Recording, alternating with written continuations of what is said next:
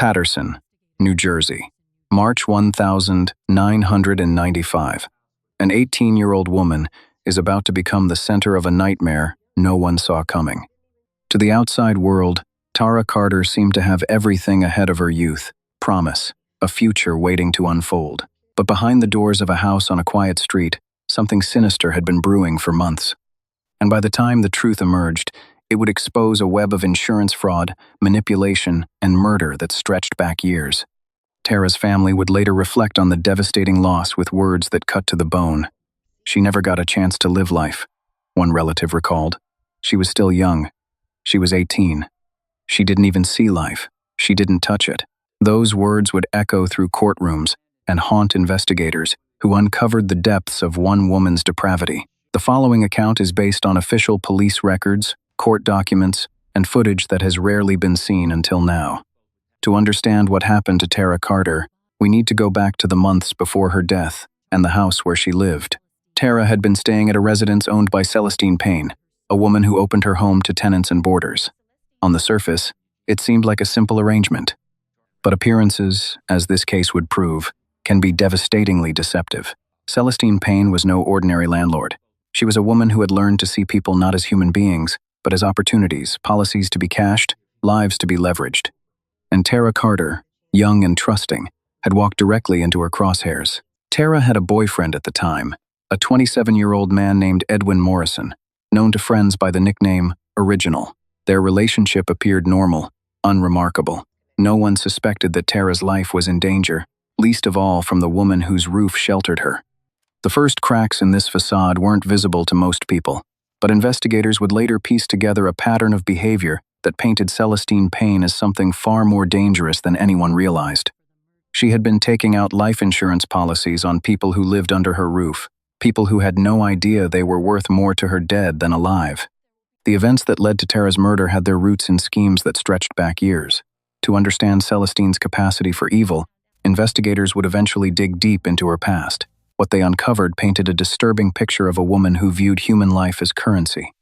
In September of 1994, 6 months before Tara's death, a man named Eugene Cooper had nearly lost his life.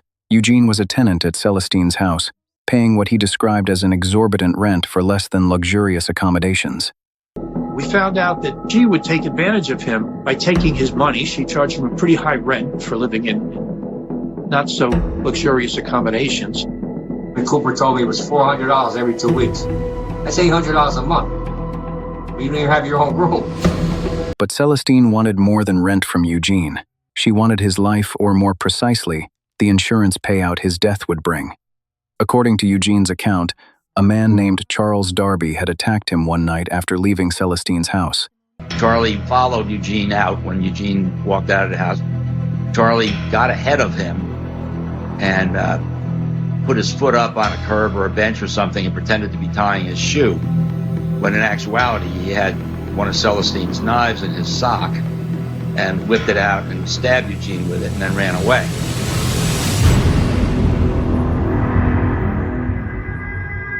Eugene somehow managed to survive. He dragged himself to a street corner, where an ambulance rushed him to the hospital. He was on life support for a while, hovering between life and death. And when his attackers came back to the hospital to finish the job, Eugene had vanished. He'd fled, knowing his life depended on disappearing. The original investigation went nowhere. Detectives couldn't locate Charles Darby, and the case went cold. But Eugene Cooper's near-death experience was just a preview of horrors to come. What investigators would later discover was even more chilling. Celestine had been working on Eugene for months before the attack, trying to manipulate his finances. Eugene's policy, while it had his name on it, he said he never signed it. One detective noted, "Somebody forged his name." Celestine had also been pressuring Eugene to change the beneficiary on his workplace life insurance from his mother to her. He refused, and that refusal nearly cost him his life. But Eugene Cooper wasn't Celestine Payne's first victim. Years earlier, her own husband had become a target. Alfonso Payne died in 1,991 inches, the Bunker Hill section of Paterson. Initially, authorities ruled his death an accidental drug overdose, case closed. But the truth was far more sinister. When investigators reopened Alfonso's case years later, the toxicology reports told a different story. The high volume of drugs that were in his system weren't anything that was prescribed to him, one investigator noted, and not really anything you'd be getting on the street. Further investigation revealed that Celestine Payne had been feeding her husband drugs prescribed to her, slowly poisoning him until his body gave out. The motive was depressingly familiar: a life insurance policy worth approximately $56,000. Before Alfonso's death, Celestine had been in financial trouble. The mortgage was behind. She was losing the house. She'd even been seeing a psychiatrist, telling them about her terrible marriage, expressing hope that her husband would get killed or die. After Alfonso died, everything changed. She came back to the psychiatrist a different person, happy, carefree. The house was paid for. She'd done a complete turnaround. The warning signs had been there all along. Celestine's own daughter, Wendy, would later tell investigators something haunting.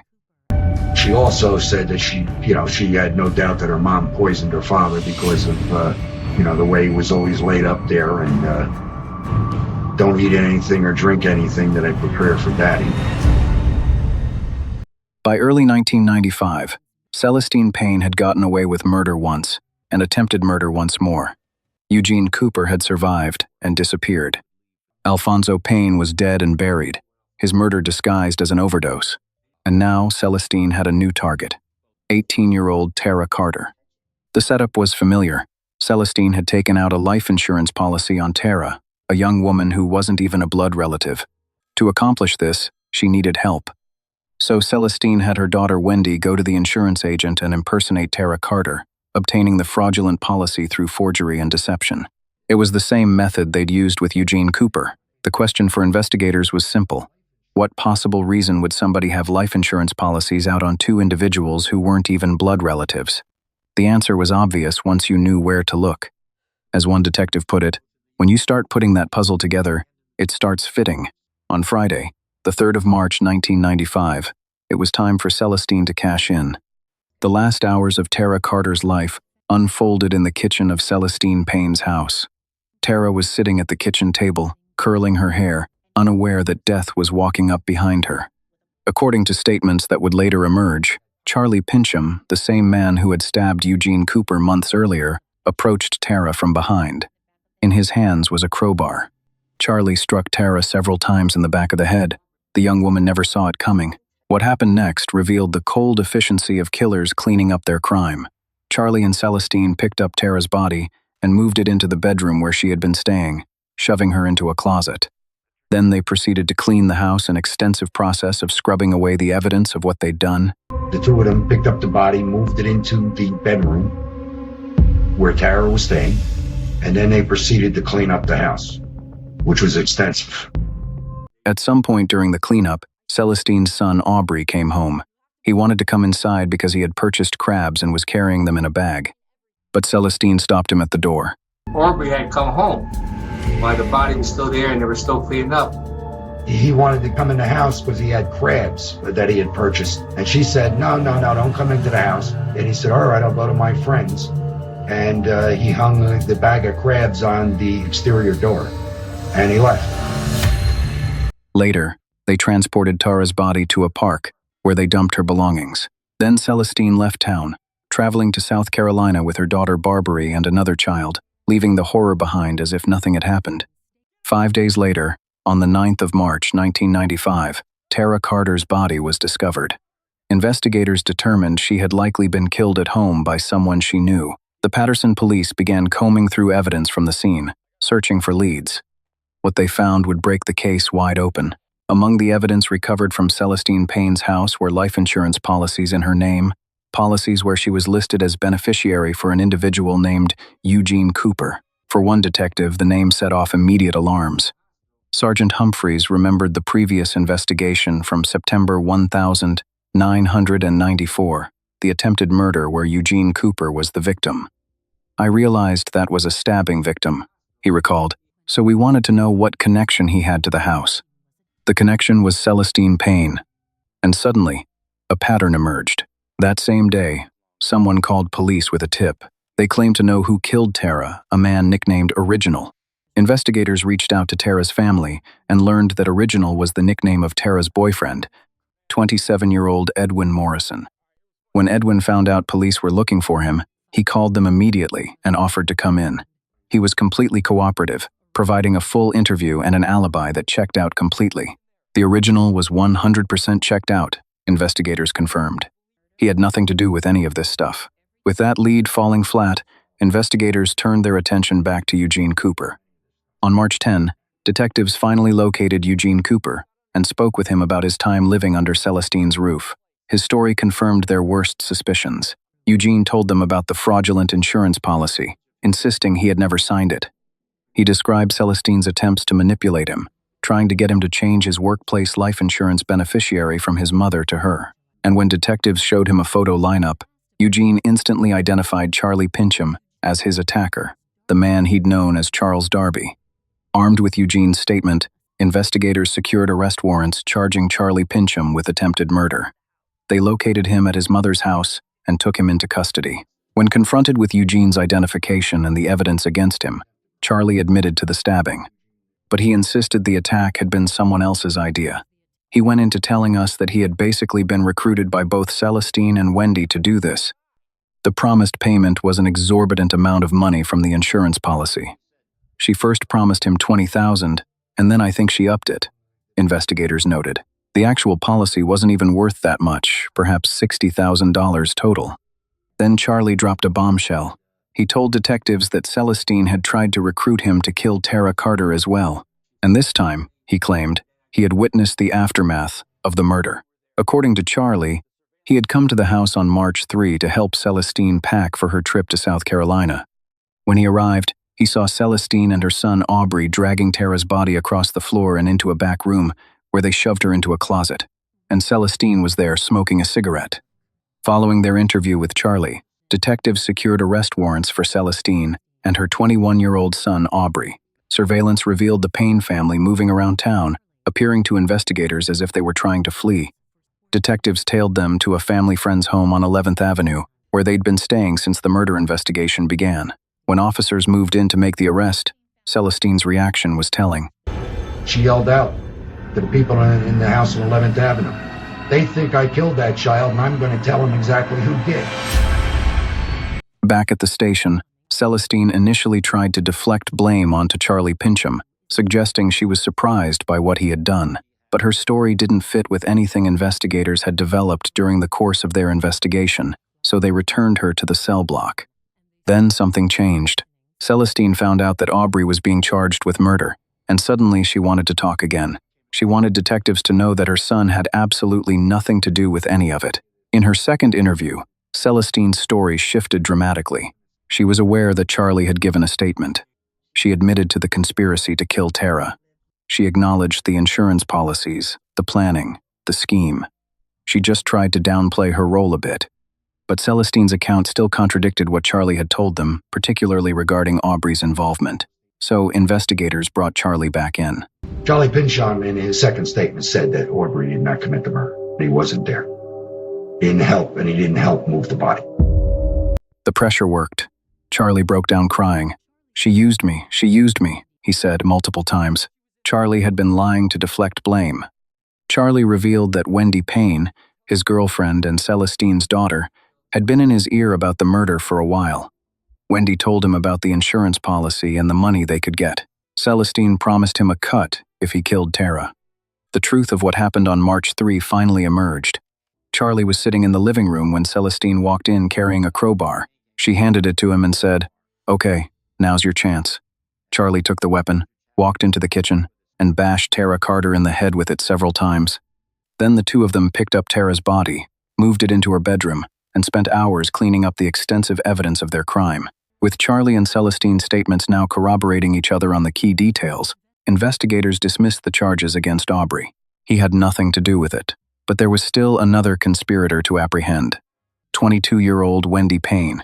Detectives knew she had fled to Lake City, South Carolina. They contacted the Lake City Police Department and requested she be taken into custody.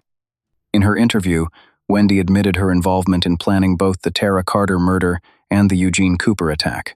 She hadn't had direct contact with the murder itself, but she had knowledge of it. She was a participant in the conspiracy. Then Wendy revealed something even more shocking. She told investigators about different fires her mother had set for insurance purposes over the years, and she confirmed what investigators had begun to suspect about Alfonso Payne's death. The warning Celestine had given her daughter years ago, "Don't eat or drink anything I prepared for Daddy," suddenly took on its full, terrible meaning. To cement their case against Celestine for Tara's murder, investigators tracked down the rental car she had used for her trip to South Carolina. They recovered the trunk lining and padding and sent them to the state police lab for analysis. The liner itself showed no reaction for blood, but the padding underneath told a different story. Testing revealed blood consistent with Tara Carter's. The physical evidence corroborated the confessions. Celestine Payne was charged with the murder of Tara Carter, the attempted murder of Eugene Cooper, the murder of her husband Alfonso Payne, forgery, insurance fraud, and several other offenses. Charlie Pincham faced charges of murder, attempted murder, and weapons offenses. Wendy Payne was charged with conspiracy to commit murder. Though Wendy Payne accepted a plea deal, Celestine and Charlie wouldn't budge. That is, until prosecutors put the death penalty on the table. Investigators approached Charlie with the reality of his situation. On the 7th of April 1997, Charlie Pincham accepted a plea deal. In exchange for his testimony against Celestine, he would avoid the possibility of execution. With Charlie's cooperation secured, trial proceedings against Celestine began on the 27th of May 1997.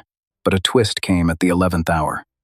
We were in the process of jury selection when the defense attorneys approached us and asked us if they could plead guilty to all of the entire indictment and face a sentence of life with a 30-year parole ineligibility.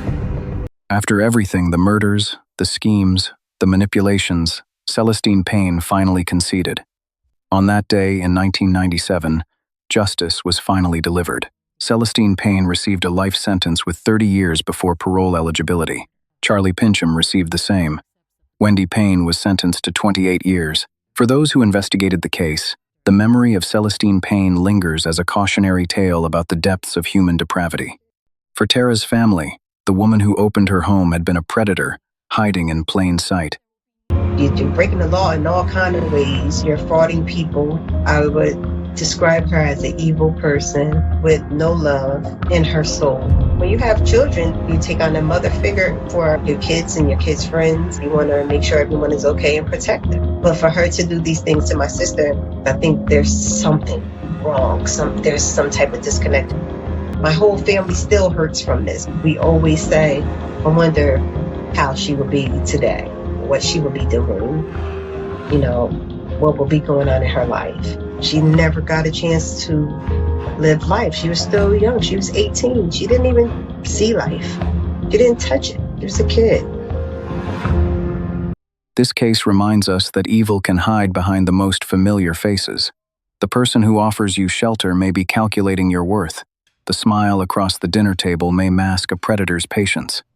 And justice, while it cannot undo what was done, at least ensures that the truth is finally told.